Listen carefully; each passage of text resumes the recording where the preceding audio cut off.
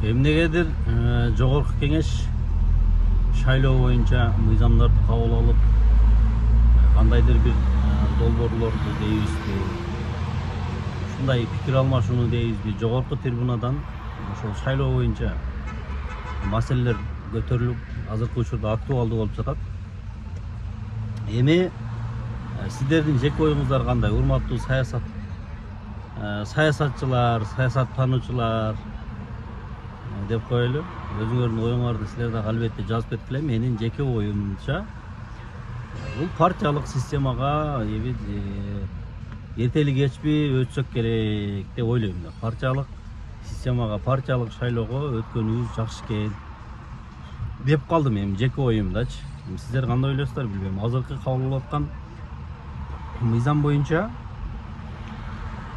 бир округтан мисалы бир депутат койгон болсо, оштон койгон болсо депутат, анын шайлоочулары, анын колдоочулары дейбизби, башка аймактан туруп ал үчүн добуш бере албай турган болуп атат да. Мисалы мен оштон койсом, менен Жалал Абадтагы же болбосо Баткендеги иши кылып кайсы аймакта болсун, мени колдойм ушун депутат болсун дегендер мага добуш бере албайт. Тилекке каршы ошондой системаны, ошондой мыйзамды азыркы учурда талкууга коюшуп, ошону кабыл алганы жатышат.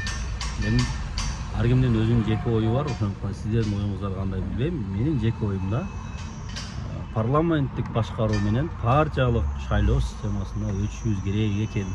Ушунча нерсени көрүп, ушунча саясатта ушундай нерселер болуп атканда, анан сөзсүз түрдө менин жеке оюмда парламентте жок дегенде 2-ден 3-төн партия, оппозиция болуш керек. Оппозицияны биз жаман көргөнүбүз менен, бирок оппозиция болбосо жок. Оппозициясыз жок, мамлекет өзү жок. Оппозиция болбосо мамлекет дагы өнүкпөйт.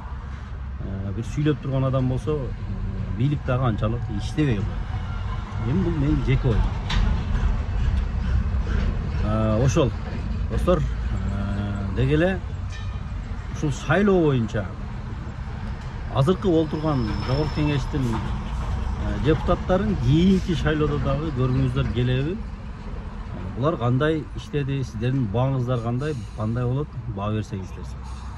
Азыркы учурда негизи өзү депутаттар ушундай шайлоо учурунда эле элге жолугуп, ушундай бир болуп калышты да, жөнөкөй учурда шайлоо болуп жогорку кеңешке баргандан кийин